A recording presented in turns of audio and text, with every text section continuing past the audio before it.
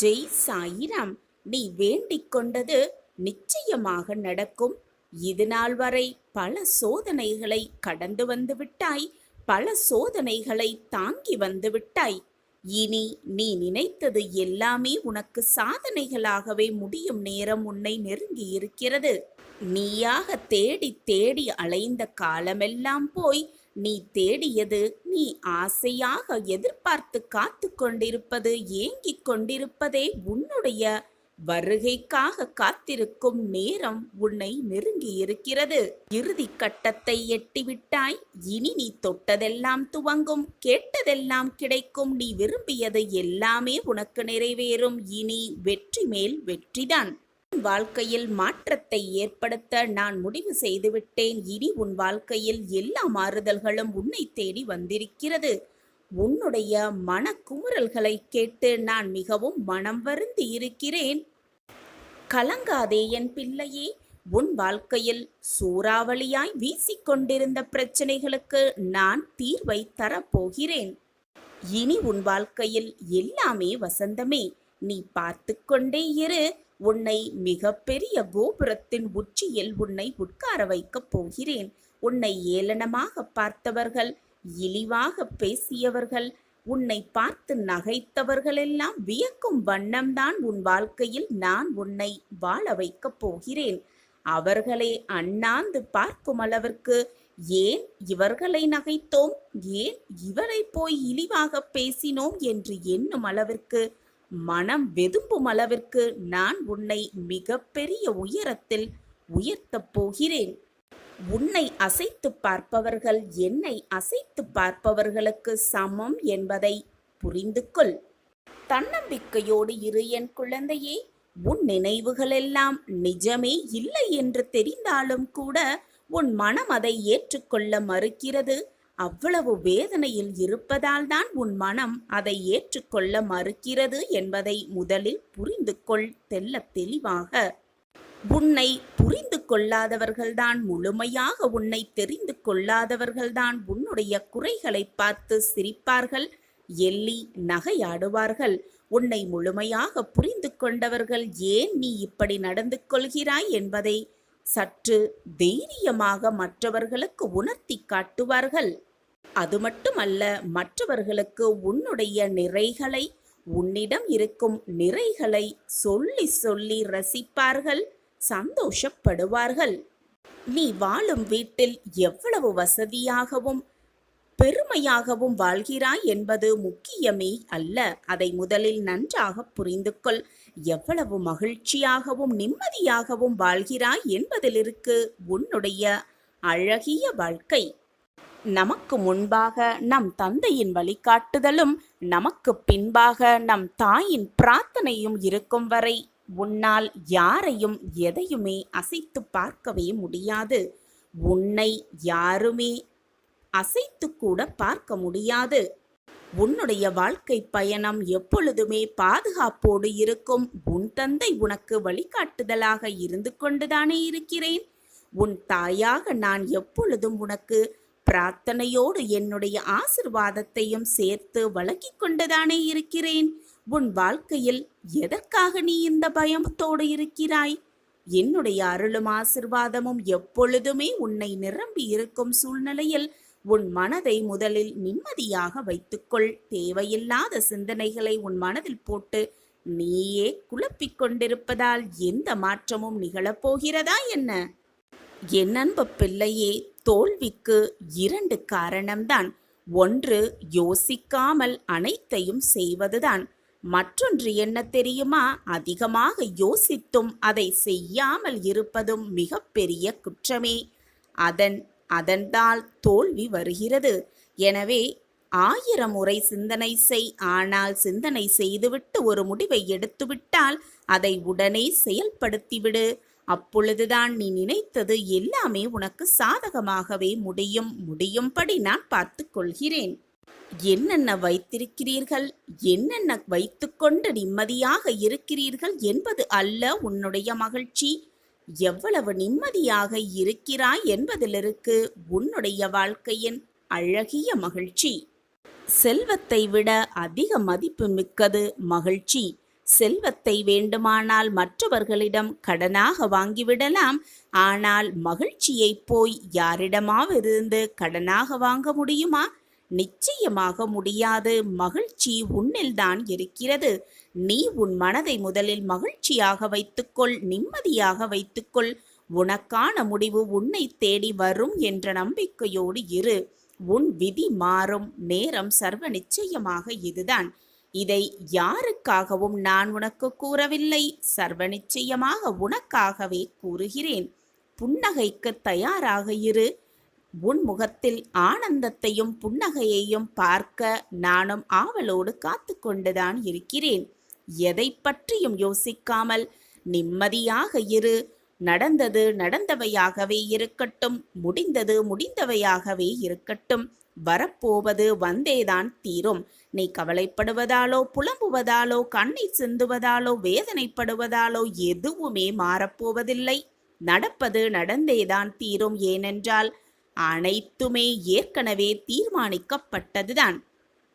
எதற்குமே நீ காரணக்கர்த்தா ஆகிவிடவும் முடியாது, ஆகிவிடவும் முடியாது. ஏற்கனவே அந்த இறைவனால் அனைத்தும் முடிவு செய்யப்பட்டதுதான். எல்லாம் உன் வாழ்வில் இது நாள் வரை நடந்து கொண்டிருக்கிறது, இனியும் அப்படித்தான் நடக்கும். எனவே எதை நினைத்தும் உன் மனதை போட்டு குழப்பிக் கொள்ளாதே. நீ விரும்பியது உன் விருப்பப்படி அப்படியே உனக்கு கிடைக்கும். உனக்காக நான் அதை உனக்கு தரவிருக்கிறேன். சந்தோஷமாக ஏற்றுக்கொள். என்னுடைய அன்பும் ஆசிர்வாதமும் எப்பொழுதுமே என் பிள்ளைக்கு உண்டு. நான் இருக்கிறேன். இப்படித்தான் என்னுடைய உதவி கிடைக்கும். இதை முழுவதுமாக கேள். என்ன கிடைக்கப் போகிறது என்பதை தெரிந்து கொண்டால் உன் முகம் மலரும். என் அன்பு பிள்ளையே, இந்த உலகமே உனக்கு எதிராக நின்றாலும் கூட, உன்னை விமர்சனம் செய்தாலும் கூட, நீ எடுத்துக்கொண்ட காரியத்தை மனம் தளராமல் முடித்து காட்ட வேண்டும் என்ற வைராக்கியம் உன்னில் இருக்க வேண்டும். அப்படிப்பட்ட வைராக்கியம் மிக்கவராக நீ மாறுவாயாக இருந்தால் இந்த உலகில் உன்னால் முடியாதது என்று எதுவுமே இருக்காது. உன் வாழ்வில் வெற்றியையும் மகிழ்ச்சியையும் தவிர வேறு எதுவுமே இருக்காது. இதுதான் வாழ்க்கையின் நியதி. நம்பிக்கைதான் வாழ்க்கை. வாழ்வில் நாம் சவால்கள், பிரச்சனைகள் என எத்தனையோ எதிர்கொள்ள வேண்டி இருக்கலாம். சில சமயம் நாம் நம் வாழ்வின் மோசமான நேரம் என்று நினைப்பது கூட மோசமாக விடாமல் நல்ல காலமாக மாறும் இருக்கலாம். எல்லாவற்றையும் இழந்து நிற்கும் நிலைமையிலும் கூட, எது நம்மை விட்டு விலகி சென்றாலும் கூட, வாழ்க்கையே போய்விட போகக்கூடும் அந்த சூழ்நிலையிலும் கூட, வானமே இடிந்து உன் தலையில் விழும் சூழ்நிலையில் நீ இருந்தாலும் கூட, நம்பிக்கையோடு இருந்தால் கட்டாயம் ஏதேனும் பாதை உன் கண்களுக்கு பிரகாசமாகவே தெரியும். இரவு நீண்டு கொண்டே இருக்கிறதே என்று கவலைப்படுவதை விட, இந்த இரவு நீண்டதால்தான் விடியல் தோன்றும் என்ற நம்பிக்கை உன் மனதில் இருக்க வேண்டும். இரவு நீண்டாலும் விடியல் தோன்றதானே செய்யும். நம்பிக்கைதான் வாழ்க்கை. இதை விளக்கும் விதமாக ஒரு சிறிய கதையை பார்க்கலாம். ஒரு ஊர்ல ஒரு நல்லவன் வாழ்ந்து வந்தான். எப்பொழுதுமே தன்னால் இயன்றவரை மற்றவர்களுக்கு உதவுவதுதான் அவனின் தனி தன்மையாகவே இருந்து வந்தது. ஒரு நாள் அவன் வெளியூருக்கு சென்றபோது அவன் ஒருவன் மட்டும் சென்ற சிறு படகு கவிழ்ந்துவிட்டது. கடல் நீரினால் அடித்து செல்லப்பட்ட அவன் யாருமே இல்லாத தீவு ஒன்றில் கரை ஒதுங்கினான். திகைத்து போனாலும் தன்னை காப்பாற்ற யாரேனும் வருவார்கள் என்ற நம்பிக்கையோடு காத்திருந்தான். அந்த பக்கமாக செல்லும் பெரிய கப்பல்களுக்கு சமிஞை செய்ய தன்னிடம் இருந்த கைக்குட்டையை கொடியாக கட்டி வைத்தான் அந்த நல்லவன். ஆனால் 2 மாதங்கள் சென்ற பின்பும் அவனை காப்பாற்ற ஒருவருமே வரவில்லை.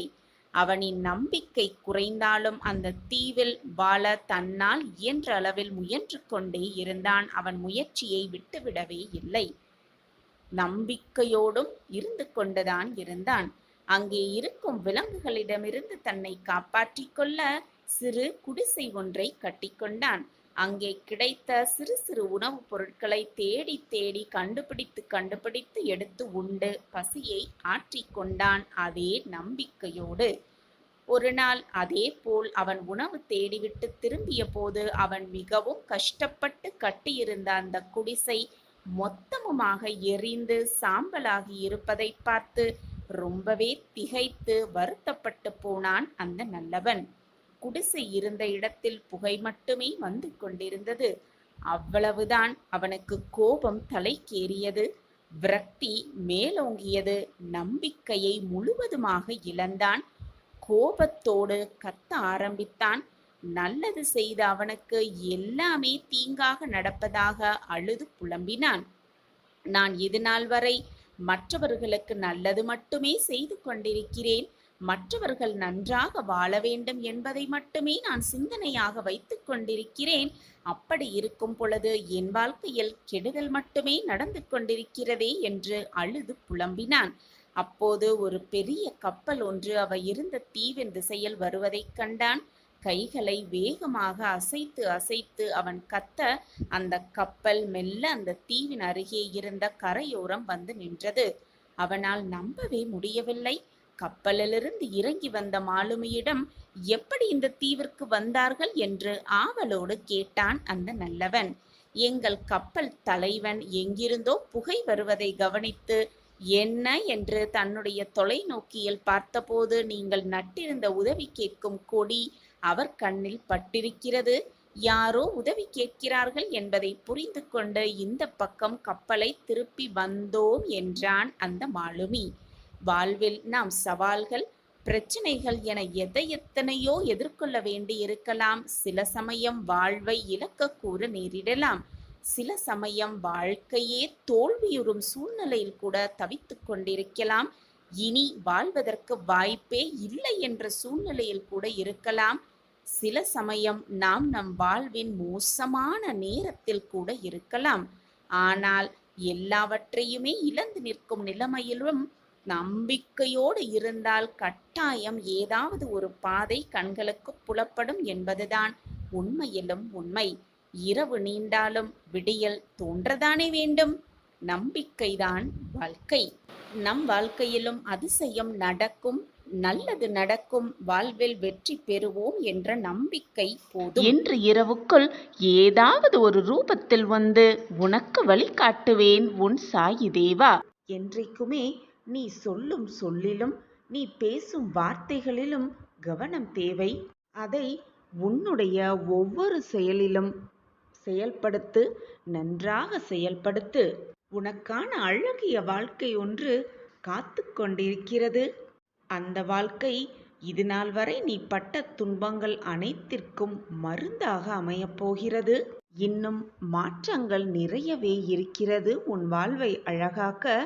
அந்த அழகான வாழ்க்கையை வாழ, அதை சந்தோஷமாக வாழ எதிர்நோக்கி காத்து கொண்டிரு. கூடிய விரைவில் எல்லாம் உனக்கு சாதகமாகவே அமையும். உன் வாழ்க்கையில் நீ சிந்திய அத்தனை கண்ணீருக்கும் உன் சாயப்பா கொடுக்கும் பதில் அது. உனக்காகவே எல்லாம் நிறைந்த எதிர்காலம் காத்து கொண்டிருக்கிறது. நீ உயர்ந்து வளரப்போகிறாய் உன்னுடைய வாழ்க்கையில். சிரித்த முகத்தோடு காத்து கொண்டிரு. உன்னையும் உன் குடும்பத்தையும் உன் வாழ்வையும் மிக சிறப்பாக மாற்றி அமைப்பேன் உன் சாயி தேவா. என் வார்த்தைகளின் மீது நம்பிக்கை வைப்பாயா? சந்தோஷமாக இரு, தைரியமாக இரு. அனைத்தும் உனக்கு வசமாகும். இனி உன் வாழ்வில் வீர நடை போட்டு தொட்டதெல்லாம் துவங்கப் போகிறது. கேட்டதெல்லாம் கிடைக்கப் போகிறது. வீர நடை போட்டு நீ உன் வாழ்வில் ஜெயிக்கப் போகிறாய். இந்த விடியலின் துவக்கத்தில் அதற்கான அறிகுறி நிச்சயமாக உனக்கு புலப்படும். என்னுடைய அருளும் ஆசிர்வாதமும் எப்பொழுதுமே என் செல்லமான கண்மணிக்கு உண்டு. எப்பொழுதுமே உன்னால் முடிந்தவரை மற்றவர்களுக்கு நன்மை செய், தானம் செய். தேவை என்று வருபவர்களுக்கு உன்னால் முடிந்தவற்றை அவர்களுக்கு கொடு. மறந்தும் கூட மற்றவர்களின் மனதை காயப்படுத்தாதே. உன்னால் உதவி செய்ய முடியவில்லை என்றாலும் கூட பரவாயில்லை.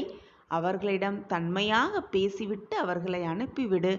வீண்டாக அவர்கள் மனதை காயப்படுத்தும்படி எந்த வார்த்தைகளையோ சொற்களையோ மறந்தும் கூட சொல்லிவிடாதே. ஒரு முறையேனும் மற்றவர்களுக்கு உதவி செய்துவிடு. வாழ்நாளில் ஒரு முறையேனும் நீதி தப்பாமல் வாழ்ந்துவிடு. உன் சாயப்பாவை பிரார்த்தனை செய்து கொண்டே இரு. தினம்தோறும் அப்பாவின் நாம ஸ்மரணத்தை சொல்லிக் கொண்டே இரு. உன் அப்பா ஏதாவதொரு ரூபத்தில் உனக்காக வருவதை புரிந்து கொண்டு விடு. எப்பொழுதுமே மற்றவர்களிடத்தில் அன்பாய் இருக்க பழகிவிடு. உன் கண்ணிலே உன் சாயிநாதர் இருப்பதை கண்ணால கண்டுவிடு. உன்னால் யாராவது வேதனைப்பட்டாலோ மனவேதனைப்பட்டாலோ அவர்களுடைய வேதனையை காயத்தை ஆற்றிவிடு. உன் சாயப்பா உனக்காக கொடுக்கும் அன்பையும் பாசத்தையும் உணர்ந்துவிடு. எப்பொழுதுமே வாழ்க்கையில் சத்தியத்தை காத்துவிடு. சத்தியமே சாயிநாதர்தான் என்ற உண்மையை அறிந்துவிடு. எப்பொழுது நீ என்னை குருவாக ஏற்றுக்கொண்டாயோ, எப்பொழுது என்னுடைய நாமத்தை உன் நாவில் உச்சரிக்கத் தொடங்கியிருந்தாயோ, எப்பொழுது நீ செய்த தவறை உணர்ந்து விட்டாயோ, அப்பொழுதே உன்னுடைய கர்ம வினைகளை போக்கிவிட்டேன் குழந்தா. கவலைப்படாமல் இரு. அப்பா நான் இருக்கிறேன். அனைத்தும் நல்லதாகவே நடக்கும். சாயிநாதரின் கருணையோடு இன்றைய நாள் ஒரு நல்ல விடியலின் துவக்கமாகவே இருக்கும். உன் வாழ்வில் வீர நடை போட்டு நீ ஜெயிக்கப் போகிறாய் அனைத்திலும். உன் வாழ்வில் வேதனையெல்லாம் குறைந்து சந்தோஷமும் மகிழ்ச்சியும் எல்லாம் கூடி வரப்போகிறது. சதா சர்வகாலமும் என்னையே நினைத்து கொண்டு என் நாம ஸ்மரணத்தையே உச்சரித்து கொண்டிருந்தாலும் உன் மனதில் ஆழமாக புதைந்து கிடக்கும் கவலைகளிலிருந்து உன்னால் வெளியே வர முடியாமல் நீ தவிக்கும் நிலையை பார்த்து என்னால் பொறுத்து கொள்ள முடியவில்லை என் குழந்தா. என் நெஞ்சம் பதறி துடிக்கிறது. நீயும் என்னுடைய அறிவுரைகளை கேட்டு அதன்படிதான் நடந்து கொண்டிருக்கிறாய். அதில் தவறு ஒன்றும் இல்லை. ஆனால் உன் வாழ்வில் நடந்து முடிந்தவற்றை உன்னால் மறக்க முடியாமல் புலம்பி தவிக்கிறாய். நித்தமும் நீ கண்ணீர் விடுவதையும் மனவேதனைப்படுவதையும் பார்த்து கொண்டு என்னால் பொறுமையாக இருக்க முடியவில்லை.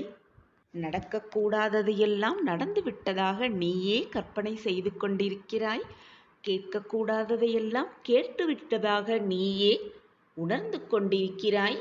வாழ்க்கை இப்படியேதான் போய்விடும் என்று நீயே தவறாக உன் வாழ்க்கையை பற்றி யோசித்து கொண்டிருக்கிறாய். என் அன்பு குழந்தா, எதுவுமே முடிந்து விடவில்லை. இனிதான் உன் வாழ்க்கையில் ஆரம்பம். உன் வாழ்க்கையில் நல்ல மாற்றங்களை நிகழ்த்தவே உன் சாயப்பா வந்திருக்கும் பொழுது எதற்காக இந்த எதிர்மறை எண்ணங்கள் உன் மனதில் இருக்கிறது? நான் இருக்கிறேன். அனைத்தையும் மாற்றி காட்டுவேன். உன் சாயப்பா உனக்கு துணையாகத்தான் இருக்கிறேன். நான் எங்கும் போய்விடவில்லை. உன்னுடைய முடிந்து போன வாழ்க்கை என்று நீ நினைத்த வாழ்க்கையை நான் தொடங்கப் போகிறேன். மீண்டும் புத்துணர்ச்சியோடு நீ அந்த வாழ்க்கையை வாழப்போகிறாய். ஏக்கத்தோடும் கண்ணீரோடும் வேதனையோடும் காத்திருக்கும் என் மகளுக்கு நான் புதிய வாழ்க்கையை பரிசாக தரப்போகிறேன். என் பொக்கிஷமான பிள்ளைதானே நீ. உனக்கு செய்யாமல் வேறு யாருக்கு செய்யப் போகிறேன்? பயப்படாமல் இரு. தைரியமாக இரு. உன் அப்பா இருக்கிறேன். உன்னையும் உன் வாழ்க்கையையும் உன் உற்றார் உறவினர் அனைவரையும் நான் பாதுகாப்பேன். மிகப்பெரிய வெற்றிகரமான மங்கள நிகழ்வு உன் வாழ்வில் நிகழும்.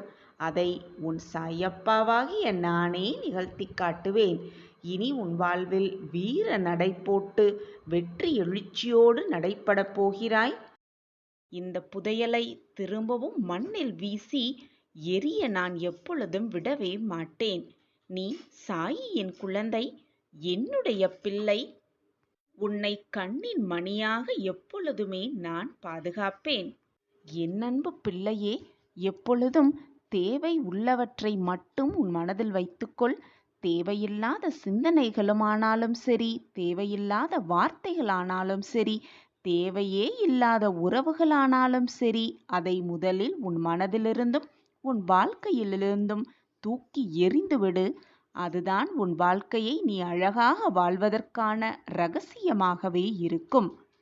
தேவையில்லாதவற்றை உன் வாழ்க்கையிலிருந்து நீ நீக்கிவிட்டாலே தூர எறிந்து விட்டாலே வரப்போகும் ஆபத்திலிருந்து நீ முற்றிலுமாக காப்பாற்றப்படுவாய்.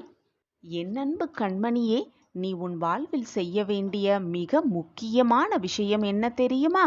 உன்னுடைய மனதிலிருந்தும் உன் எண்ணங்களிலிருந்தும் தேவையில்லாதவற்றை நீக்கிவிட்டு நல்ல எண்ணங்களை உள்ளே புகுத்திக் கொள்ள வேண்டும். நல்ல எண்ணங்களை நீ உள்ளடக்கினாலே உனக்கு தானாகவே உன் எண்ணம் போல், உன் சொற்கள் போல் உன் வாழ்வையும் மகிழ்ச்சியாகவும் சந்தோஷமாகவும் மாறிவிடும். இதை ஒவ்வொருவரின் கடமையாகவே நினைத்துக்கொண்டு தினம்தோறும் செய்ய வேண்டும். தேவையில்லாதவற்றை தினம் தினம் வெளியேற்றிவிட்டே இருக்க வேண்டும். இந்த உலகத்தில் நல்ல விஷயங்கள், நல்ல எண்ணங்கள் என்று கோடான கோடி இருக்கத்தான் செய்கிறது. ஆனால் அது அவ்வளவு சீக்கிரம் யாருக்கும் புலப்படுவதும் இல்லை, தெரிவதும் இல்லை.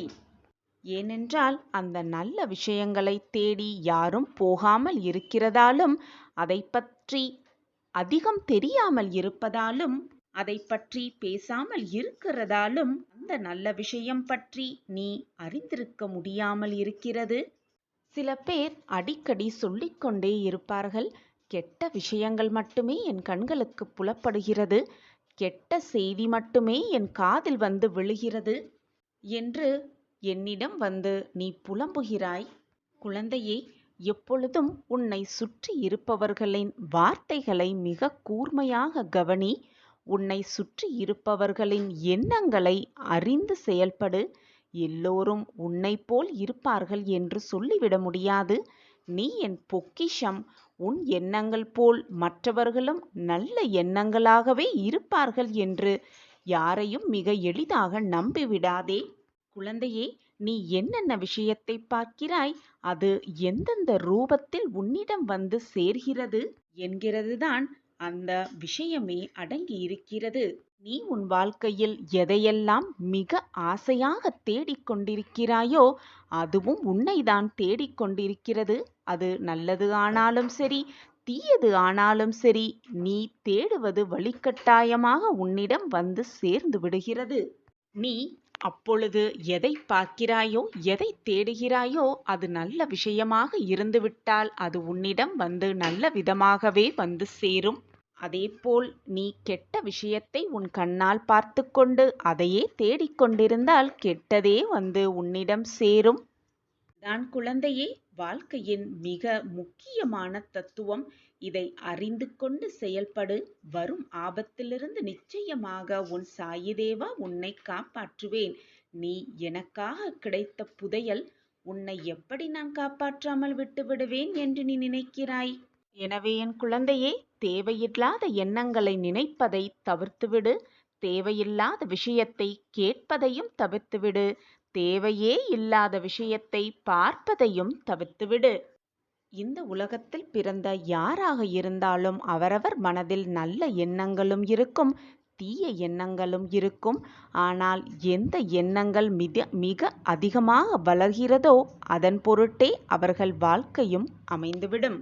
அதே மாதிரிதான் குழந்தையே, எல்லோர் வாழ்விலும் சந்தோஷமும் இருக்கும், துக்கமும் இருக்கும்.